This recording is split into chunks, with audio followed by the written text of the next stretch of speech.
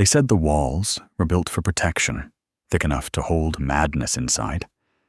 But the true experiment began when someone asked, what if the madness wasn't inside the walls at all? In 1973, a quiet man named David Rosenhan decided to test a question that had haunted medicine for centuries. Not, how do we cure mental illness, but how do we know who is ill in the first place? His experiment wasn't about science as much as it was about sight, about the way labels rewrite what we see, what we believe, and who we trust ourselves to be. 8 people, ordinary, stable, unmedicated, entered psychiatric hospitals across the United States, each claiming the same single symptom, that they heard a voice saying the word empty. It was vague, harmless, almost poetic. Yet each one was admitted, and each was given a label that would redefine them: schizophrenia, psychosis, manic depression. The moment the label was written, everything they did was interpreted through it. If this feels familiar, stay with me. Because what Rosenhan revealed inside those walls is not limited to psychiatry. It's the same blindness that lives in our everyday relationships, our workplaces, our families. We all do it. We label. Not because we're cruel, but because uncertainty frightens us. A label gives shape to confusion. It tells us who the other person is, so we can decide what they mean to us. Yet, once a label is given, it becomes a lens. We stop seeing the person and start seeing the diagnosis. In the hospitals, when these so-called patients wrote notes in their journals, staff interpreted it as compulsive writing behavior. When they waited patiently for lunch, it became anxiety around eating. Even their moments of kindness, holding a door open, smiling at another patient, were filtered through suspicion. The label turned every gesture into evidence. People reveal more in what they assume than in what they say. The doctors assumed illness because that's what they were trained to find. The staff's expertise didn't protect them from error. It made the illusion stronger. And that's what made Rosenhan's experiment so haunting.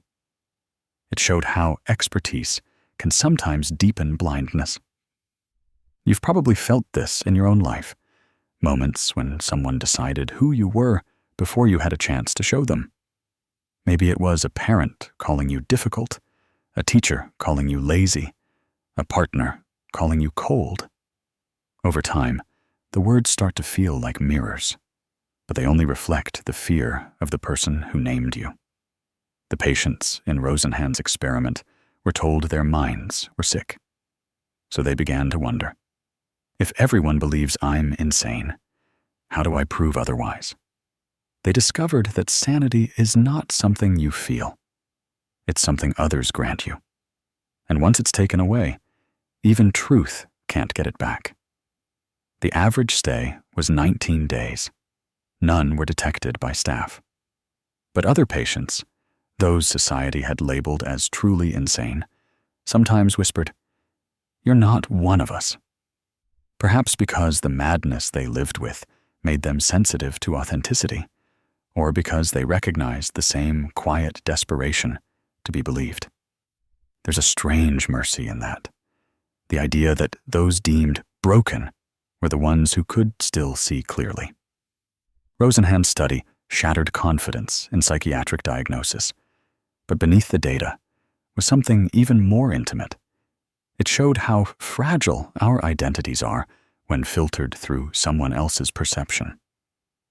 When someone calls you emotional, you start to question your intensity. When they call you cold, you start to doubt your calm.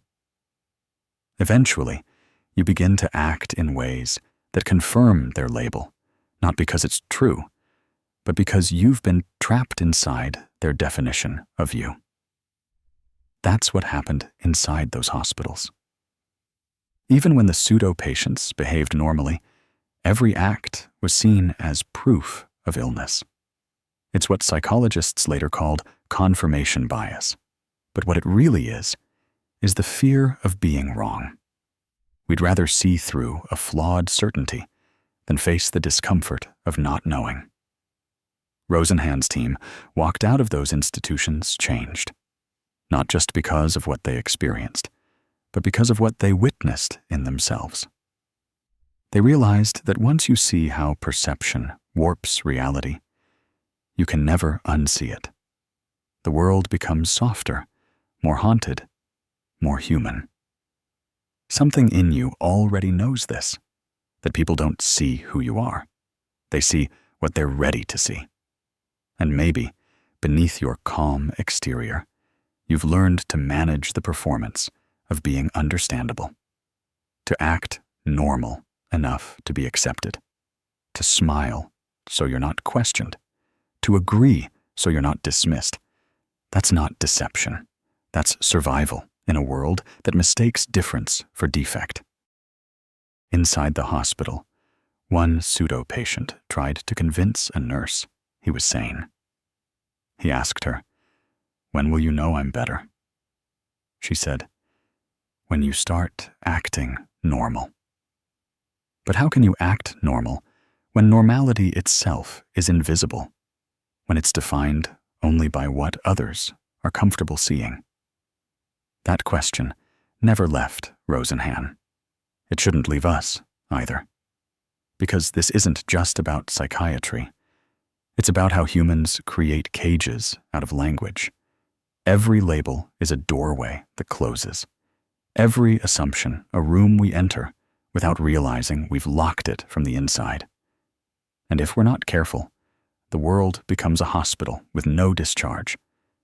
When Rosenhan published his study, it shocked the medical world. But the real shock wasn't in what it said about institutions. It was what it revealed about us. We think we see truth, but mostly we see our stories about truth. We see patterns that comfort us, even if they confine others. And when the world finally confronts us with something that doesn't fit, something that refuses to stay inside the label, our instinct is not to question the label, but to deny the reality. That's how misunderstanding survives. That's how empathy dies quietly, in the certainty of, "I already know what you are." Rosenhan later received letters from doctors, psychiatrists, and patients alike, some furious, some grateful. Many asked the same unspoken question. If sanity can be mistaken for madness, how can we trust any definition of normal?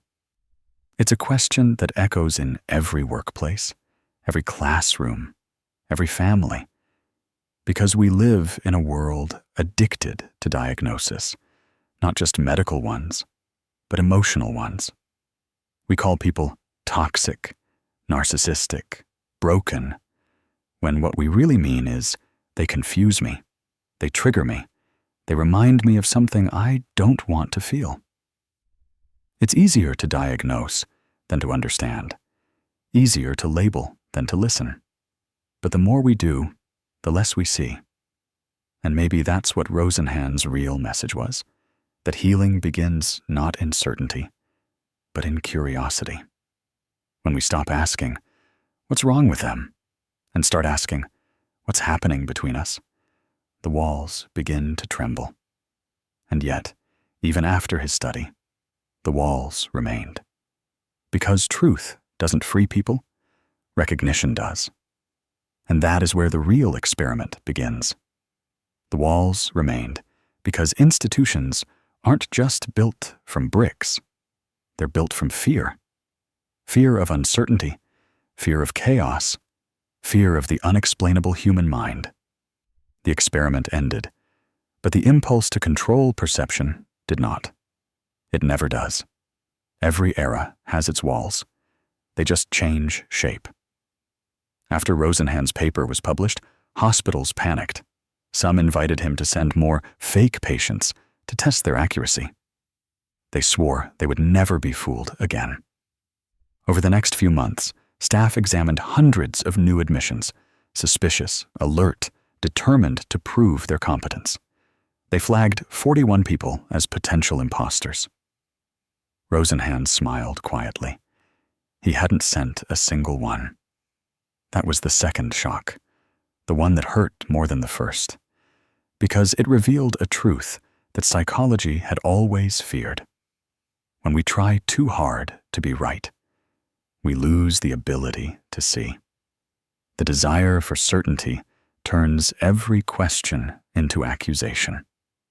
And the moment you start defending your perception, you stop perceiving. You can see the same thing in relationships. When someone doubts your sincerity, every word you speak becomes evidence for their doubt. You try to clarify, to reassure, but reassurance itself becomes suspect. If you have to explain, they think, then you must be hiding something. The mind turns the search for truth into a trial for guilt. That's how trust erodes, not through betrayal, but through overanalysis. Rosenhan's experiment wasn't meant to humiliate anyone. It was meant to hold up a mirror, to show that even the most educated, compassionate people can mistake interpretation for observation. But the deeper insight is this: people don't see what's there. They see what their worldview allows them to. That realization is terrifying because it means that the world you experience is not the same world everyone else lives in. It's filtered through memories, fears, and meanings you didn't choose. The mind doesn't record. It rewrites. When Rosenhan debriefed his participants, many described an eerie transformation. They began to doubt their own sanity.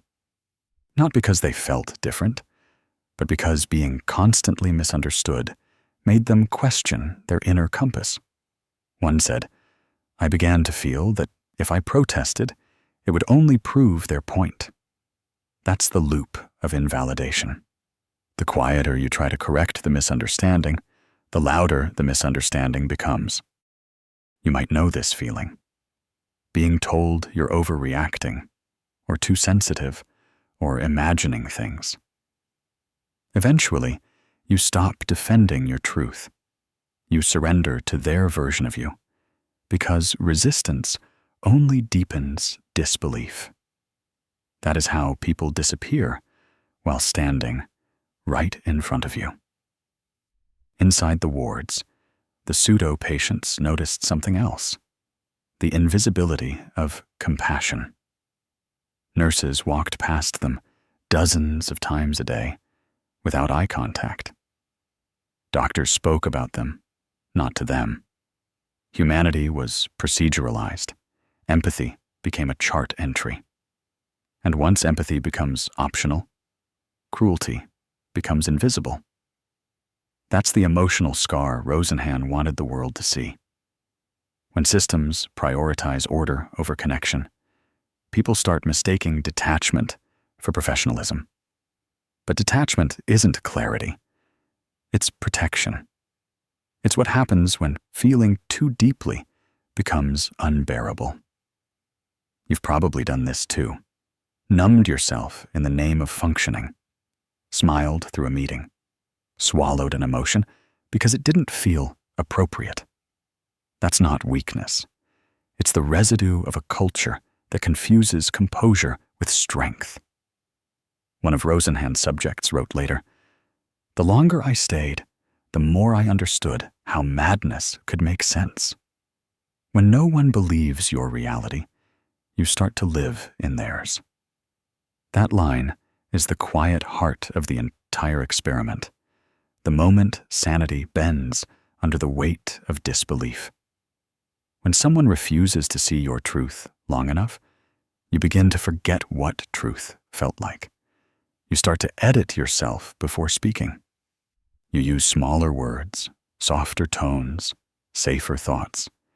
You build a version of yourself that can survive their misunderstanding. And then you wonder why you feel invisible, even in rooms full of people. The hospital becomes a metaphor, not for psychiatry, but for the human condition. Because we are all both patient and staff. We diagnose others without realizing we're projecting. We interpret silence as hostility, emotion as instability, distance as rejection. We assign motives to people's pain because it's easier than sitting with uncertainty. We don't see each other. We interpret each other. And each interpretation becomes another wall. Rosenhan once wrote that the most dangerous thing about labels isn't that they're inaccurate, but that they're sticky. Even after discharge, the pseudo-patient's records still read schizophrenia in remission. Their sanity was conditional. Their names remained tethered to a ghost. Think about that. How long the shadows of misunderstanding can last. Someone calls you selfish in one argument, and years later, you still over-explain kindness just to prove you're not. Someone calls you difficult, and suddenly every boundary you set feels like evidence against you. The label doesn't have to be written in a file. It can live in tone, in silence, in the pause before someone believes you. People don't realize how heavy it is to be misseen, how it rearranges your nervous system, how it trains your body to anticipate disbelief. Over time, you stop expecting to be understood. You start preparing to be mistaken. That's why the Rosenhan experiment lingers, because it wasn't just about mental health.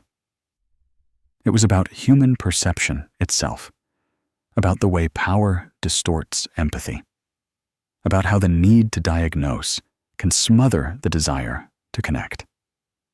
And beneath it all, a harder truth waits. Sometimes we prefer the label because it protects us from intimacy. If I call you unstable, I don't have to feel your pain. If I call you toxic, I don't have to understand your wound. Labels give distance. Distance feels safe. But the safety is sterile. The pseudo-patients learned the true insanity wasn't found in the patients pacing the halls. It was in the indifference that surrounded them, in the eyes that looked through them, in the quiet bureaucracy that measured every heartbeat against a checklist. One nurse told a pseudo-patient that trust was something earned over time. But time alone doesn't build trust. Presence does. Trust is not the absence of error. It's the presence of attention. If only we knew how to give that to each other more often, not the efficiency of help, but the patience of witness. Because when someone is truly seen, the need for diagnosis fades. But most people never reach that moment. They remain trapped between who they are and who the world thinks they are. Rosenhan closed his paper with a single haunting line. It is clear that we cannot distinguish the sane from the insane in psychiatric hospitals. But read deeper, and you'll hear a second message whispering beneath it. We cannot distinguish the known from the unknown in each other. And maybe that's why the experiment still matters. Because it invites us to stop asking who is sane and start asking who is unseen. Every person you meet carries an invisible file written by others. Stories, judgments, diagnoses. And maybe healing begins when you decide to read none of them. Because only then can you begin to see what's actually there. The walls still stand. But the moment you see them for what they are, something inside you begins to push against the bricks. And the real question becomes, what happens when the patient realizes the door was never locked? There's a moment, quiet, imperceptible, when you realize that freedom isn't leaving the hospital. It's remembering that you were never what they said you were. Rosenhan's experiment didn't just test psychiatry, it tested humanity's ability to look without assuming, to listen without editing, to love without diagnosing. And maybe that's the hardest experiment of all, the one we keep failing every day, because we still walk through the world, sorting people into safe and unsafe, sane and strange, right and wrong. We don't mean to, but judgment is how the mind keeps itself from drowning in complexity. It's easier to define than to feel. But every time we do, we lose something subtle, the chance to witness another person's unguarded truth. Sometimes I wonder what would happen if we lived without those definitions for a while. If we let people exist in the messy in-between, would we recognize each other more clearly? Or would we panic at the uncertainty? Maybe both. Because to truly see someone, you have to surrender the illusion of knowing. You have to admit that your view of them is only ever a fragment, filtered through your history, your pain, your hope. And maybe that's what the walls were always protecting us from. Not madness, but vulnerability. The kind that comes with seeing someone as they are, without the safety of a label to hide behind. Rosenhan's story is half forgotten now, but its echo lingers in every moment of misunderstanding, in every time you felt unseen, in every time you failed to see someone else. It whispers through the spaces where empathy falters. And maybe that's the real experiment we're all still in, to see if we can live without the certainty of knowing and still choose to care. Because sanity, if it means anything, might simply be the capacity to stay curious, to stand before another human being, undefended, unknowing, and still reach out, not to fix, not to define, just to see. And maybe that's enough.